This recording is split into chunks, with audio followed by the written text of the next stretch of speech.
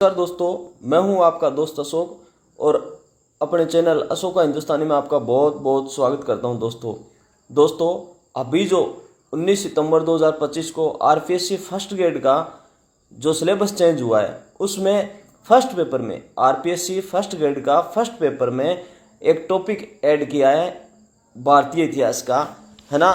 भारतीय इतिहास का एक टॉपिक ऐड किया है, उसका नाम भारतीय इतिहास ये है 1858 से लेकर के 1919 तक ये ऐड किया है एक टॉपिक, है ना। जितने टॉपिक ऐड किए हैं उन पर हम विस्तार से बात करेंगे, चर्चा करेंगे। और आज उसी टॉपिक पर जो 1858 से लेकर के 1919 तक का जो टॉपिक जोड़ा है भारतीय इतिहास का, उसके आरपीएससी में आज तक जितने भी एग्जाम्स हुए हैं, आरपीएससी ने जो एग्जाम लिए हैं अच्छे अच्छे लेवल के, उनमें जो इस टॉपिक से संबंधित जो प्रश्न पूछे गए हैं उन पर हम चर्चा करेंगे।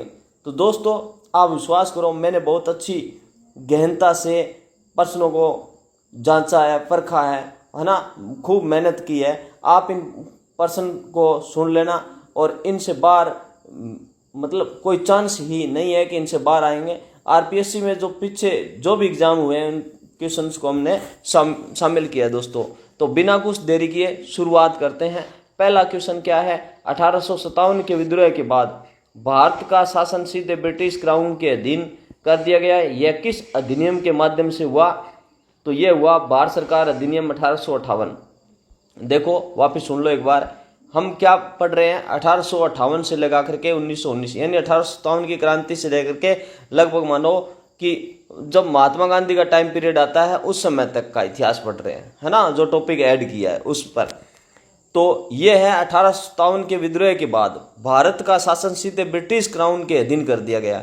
यानी पहले तो किसके अधीन था? जो ब्रिटिश ईस्ट इंडिया कंपनी थी उसके अधीन था। अब किसके अधीन आ गया? ब्रिटिश क्राउन के अधीन आ गया, सीधा का सीधा। और ये किस अधिनियम के तहत हुआ? भारत सरकार अधिनियम 1858 के तहत हुआ।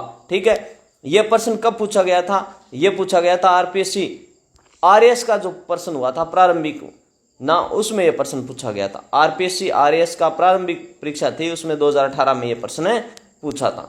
तो मित्रों आगे प्रश्न है, किस अधिनियम के तहत भारत के गवर्नर जनरल का पदनाम बदलकर वायसराय कर दिया गया? तो यह है भारत सरकार अधिनियम 1858।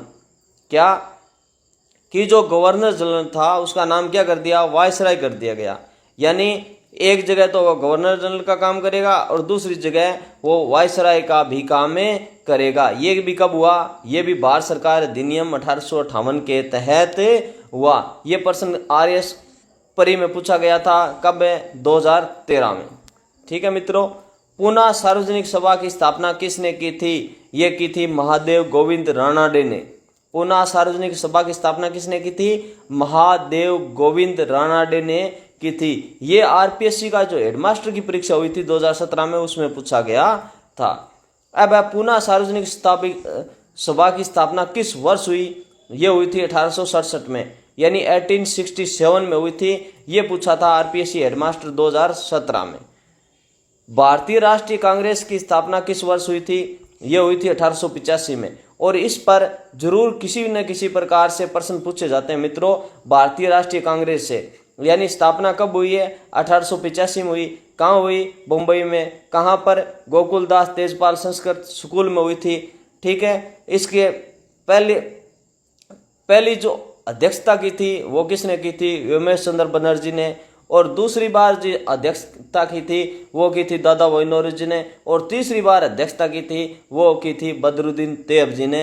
इस तक 1885-86 इस प्रकार प्रश्न पूछे जाते हैं। ये जो प्रश्न है ना, भारतीय राष्ट्रीय कांग्रेस की स्थापना किस वर्ष हुई, ये आरपीएससी सहायक आचार्य परीक्षा 2021 में हुई, उसमें यह प्रश्न पूछा गया था मित्रों। भारतीय राष्ट्रीय कांग्रेस के पहले अध्यक्ष कौन थे? तो ये क्या थे? उमेश चंद्र बनर्जी थे। आरपीएससी हेडमास्टर 2017 की परीक्षा में यह प्रश्न पूछा गया था मित्रों। 1885 में भारतीय राष्ट्रीय कांग्रेस की स्थापना के समय भारत का वायसराय कौन था? तो ये लॉर्ड डफरिन थे। कौन थे?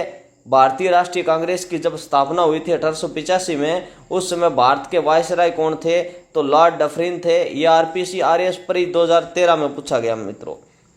किस अधिनियम ने पहली बार भारतीयों को कानून बनाने की प्रक्रिया में प्रतिनिधित्व दिया? तो ये दिया था भारत परिषद अधिनियम 1861 में। यानी भारतीयों को क्या कानून बनाने की प्रक्रिया में प्रतिनिधित्व दे दिया। कब? भारतीय परिषद अधिनियम 1861 में। ये पूछा था आरपीसी कॉलेज व्याख्याता परीक्षा हुई 2016 में, उसमें यह प्रश्न पूछा गया था मित्रों। 1878 में वर्नाकुलर प्रेस एक्ट किस ने पारित किया था? ये लॉर्ड लिटन ने पारित किया था मित्रों। क्या है? वर्नाकुलर प्रेस एक्ट, यानी प्रेस पर क्या लगा दिया? प्रतिबंध लगा दिया।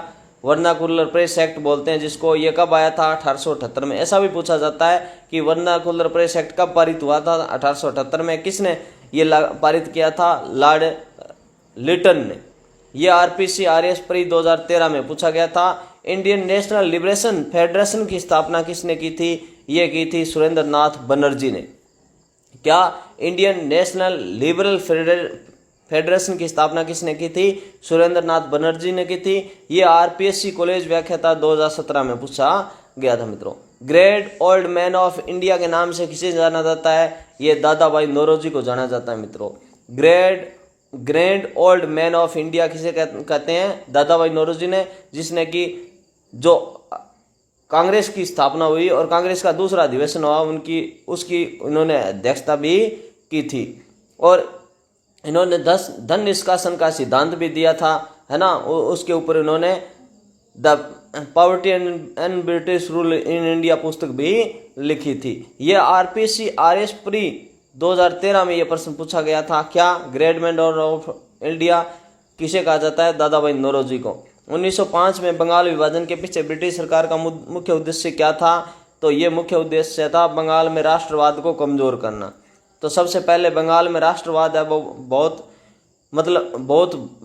बढ़ रहा था और उस राष्ट्रवाद को कमजोर करना था, तो उन्होंने भंग किया, बंगाल का विभाजन किया 1905 में। ये भी पूछा जाता है कि बंगाल का विभाजन कब हुआ था? 1905 में। ये आरपीसी स्कूल व्याख्याता 2015 में पूछा गया था मित्रों। बंगाल का विभाजन किस वर्ष हुआ? उस समय भारत का वायसराय कौन था? तो 1905 में। और लॉर्ड कर्जन के समय बंगाल का विभाजन हुआ था। ये भी पूछा गया था आरएस परी 2016 में। मुस्लिम लीग की स्थापना किस वर्ष हुई थी? तो मुस्लिम लीग की स्थापना है वो 1906 में ढाका में हुई थी। मुस्लिम लीग की स्थापना किस वर्ष और कहाँ हुई थी? तो मुस्लिम लीग की स्थापना है 1906 में ढाका में हुई थी। ये आरपीसी व्याख्याता परीक्षा 2015 में प्रश्न पूछा गया था मित्रों। भारतीय राष्ट्रीय कांग्रेस के किस अधिवेशन में गर्म दल और नरम दल का विभाजन हुआ था? तो ये हुआ था सूरत अधिवेशन 1907 में मित्रों। तो कांग्रेस का जो विभाजन हुआ किस में? गर्म दल और नरम दल में। ये कौन से अधिवेशन में हुआ? सूरत अधिवेशन में। ये कब हुआ था? 1907 में। तो कांग्रेस दो दल में बंट गई थी, गर्म दल और नरम दल, है ना। ये प्रश्न आया था आरएस परी 2013 में। किस अधिनियम को मार्लेमेंटो सुधार के नाम से भी जाना जाता है? तो भारत परिषद अधिनियम 1909 को मार्लेमेंटो सुधार के नाम से भी जाना जाता है। मार्लेमेंटो सुधार किस अधिनियम को कहते हैं? 1909 वाले को कहते हैं, 1909। ये आरएस परी 2018 में पूछा गया था मित्रों। ब्रिटिश भारत में पहली बार सांप्रदायिक निर्वाचन प्रणाली का प्रावधान किस अधिनियम में किया गया था? ये भारत परिषद अधिनियम 1909 में किया गया था मित्रों। ब्रिटिश भारत में पहली बार सांप्रदायिक निर्वाचन प्रणाली, यानी संप्रदाय के आधार पर, धर्म के आधार पर निर्वाचन प्रणाली, ये अधिनियम था भारत परिषद अधिनियम 1909। सबसे पहले 1909 के अधिनियम में हुआ था। और ये प्रश्न आरएस परी 2016 में प्रश्न पूछा गया था मित्रों। 1909 में मार्लेमेंटो सुधारों का मुख्य उद्देश्य क्या था? ये था सांप्रदायिक प्रतिनिधित्व देना, यानी संप्रदाय के आधार पर प्रतिनिधित्व देना। ये था 1909 के मार्लेमेंटो सुधार का मुख्य उद्देश्य। ये आरएस परी 2018 में पूछा गया था मित्रों। सेवा सदन नामक सामाजिक सुधार संगठन की स्थापना किसने की थी? ये की थी बहराम जी एम मालाबारी ने। बहराम जी एम मालाबारी ने क्या? सेवा सदन नामक एक सामाजिक सुधार संगठन, और इसकी स्थापना किसने की थी? सेवा सदन की बहराम जी एम मालाबारी ने की थी। ये आरपीसी सहायक आचार्य परीक्षा 2021 में पूछा गया था मित्रों। आगे है 1911 में दिल्ली दरबार में किसकी घोषणा हुई थी? तो ये हुई थी इन दोनों की, चाहे बंगाल विभाजन रद्द होना हो या भारत की राजधानी कलकत्ता से दिल्ली स्थानांतरित करना हो। क्या दिल्ली दरबार में किसकी घोषणा हुई थी? 1911 का जो दिल्ली दरबार लगा था उसमें क्या घोषणा हुई थी? ये दोनों घोषणाएं हुई थी मित्रों। बंगाल का विभाजन रद्द कर दिया गया था और भारत की राजधानी है ना कलकत्ता से दिल्ली स्थानांतरित कर दी थी। ये आरपीसी स्कूल व्याख्याता 2018 में आया था प्रश्न मित्रों।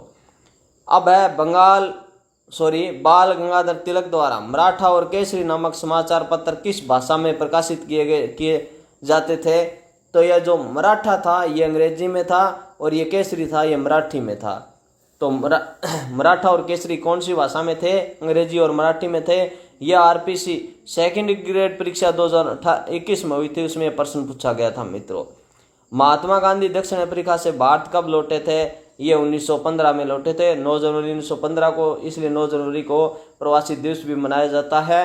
तो 1915 को महात्मा गांधी दक्षिण अफ्रीका से भारत लौटे थे मित्रों। ये आरपीसी असिस्टेंट प्रोफेसर परीक्षा में आया था 2014 में।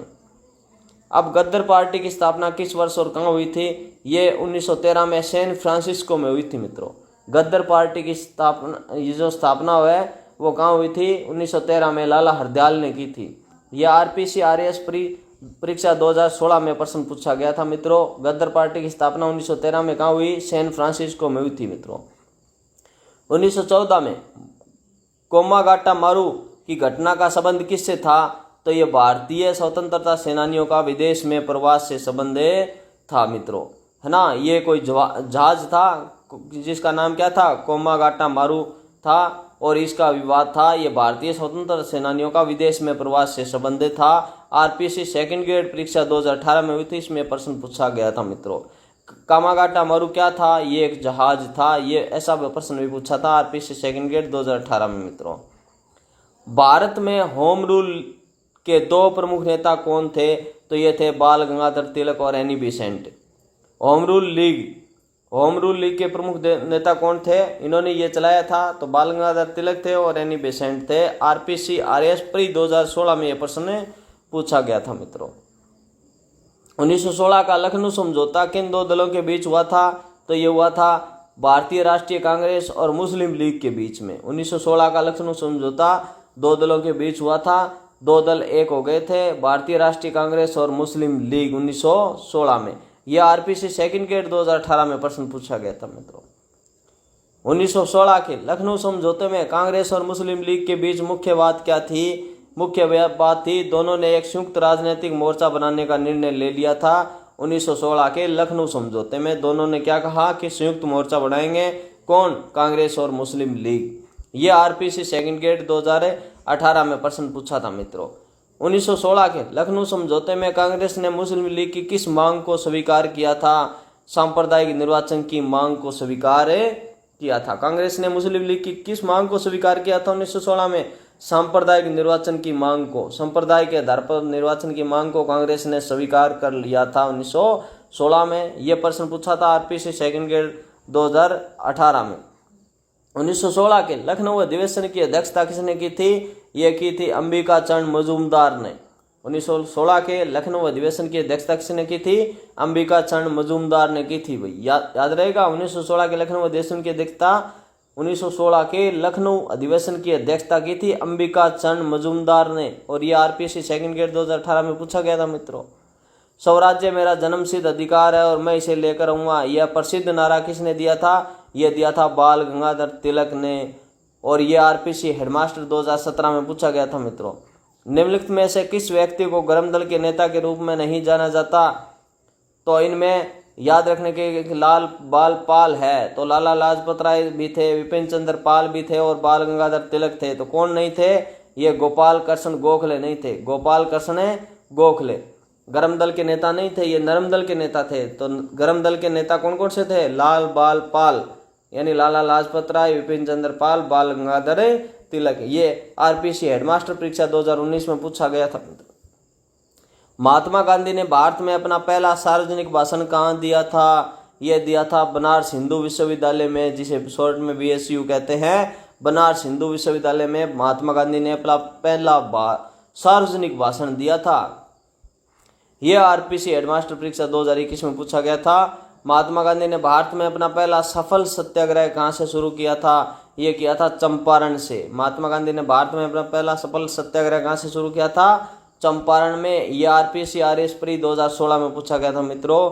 हिंद स्वराज नामक पुस्तक के लेखक कौन है? तो हिंद स्वराज किसकी पुस्तक है? महात्मा गांधी की है। ये आरपीएससी कॉलेज व्याख्याता परीक्षा 2019 में पूछा गया था। और हिंद स्वराज पुस्तक महात्मा गांधी ने किस भाषा में लिखी थी? ये गुजराती में लिखी थी। हिंद स्वराज कौन सी भाषा में है? गुजराती में। ये आरपीएससी स्कूल व्याख्याता 2019 में पूछा था मित्रों। जलियांवाला बाग हत्याकांड किस वर्ष और किस तिथि को हुआ था? तो 13 अप्रैल 1919 को बैसाखी के दिन हुआ था जलियांवाला बाग हत्याकांड। यह आरपीएससी सहायक आचार्य परीक्षा 2014 में पूछा था मित्रों।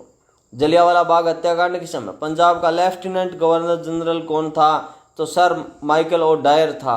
क्या? जलियांवाला बाग हत्याकांड के समय पंजाब का लेफ्टिनेंट गवर्नर कौन था? Sir Michael O'Dwyer. ये आरपीएससी कॉलेज व्याख्याता 2019 में पूछा था मित्रों। जलियांवाला बाग हत्याकांड की जांच के लिए ब्रिटिश सरकार द्वारा किस आयोग का गठन किया गया था? ये हंटर आयोग का गठन किया गया था मित्रों। तो जलियांवाला बाग हत्याकांड के लिए ब्रिटिश सरकार ने एक आयोग गठन किया, उसका नाम था हंटर आयोग। ये आरपीएससी सहायक आचार्य परीक्षा 2021 में पूछा गया था मित्रों। किस घटना के बाद रविंद्रनाथ टैगोर ने अपनी सर की उपाधि लौटा दी थी? ये जलियांवाला बाग हत्याकांड के बाद रविंद्रनाथ टैगोर ने अपनी जो सर की उपाधि मिली थी अंग्रेजों से वो लौटा दी थी।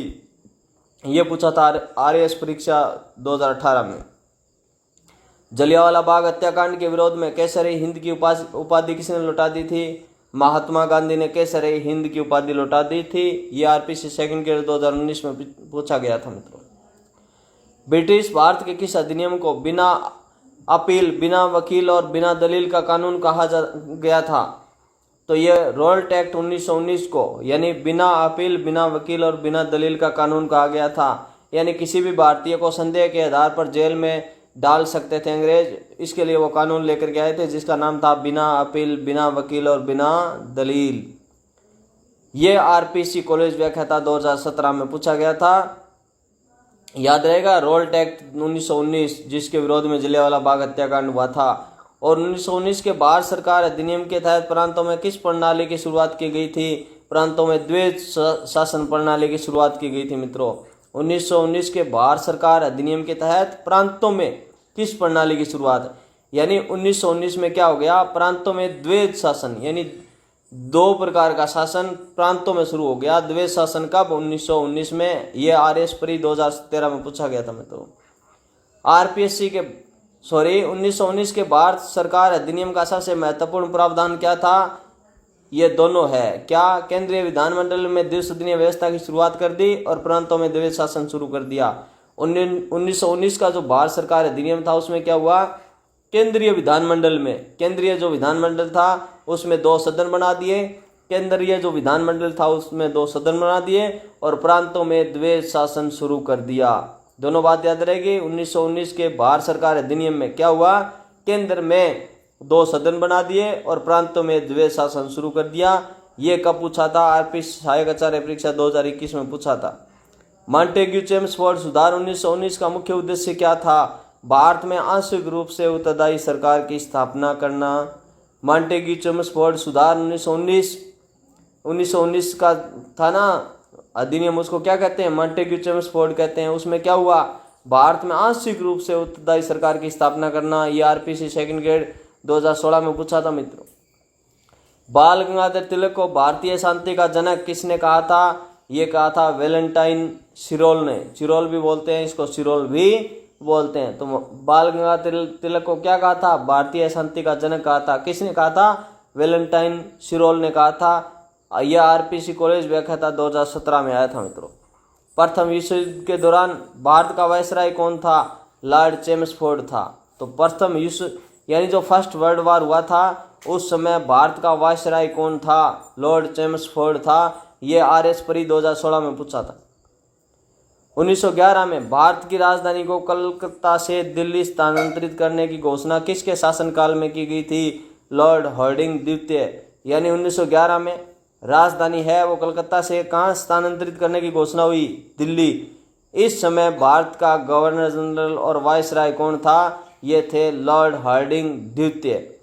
तो इस प्रकार मित्रों, ये जो नया topic RPSC first grade first paper में जोड़ा है, उसके मैंने आरपीएससी के जितने भी पहले के एग्ज़ाम हुए हैं उनमें जो क्वेश्चन आए हैं उनको शामिल किया है, और निश्चित रूप से आपके लिए ये बहुत ही लाभदायक होंगे। आगे भी ऐसे ही वीडियो देखने के लिए आप प्लीज़ दोस्तों चैनल को सब्सक्राइब करें, लाइक करें और कमेंट ज़रूर करें। ओके, थैंक यू दोस्तों।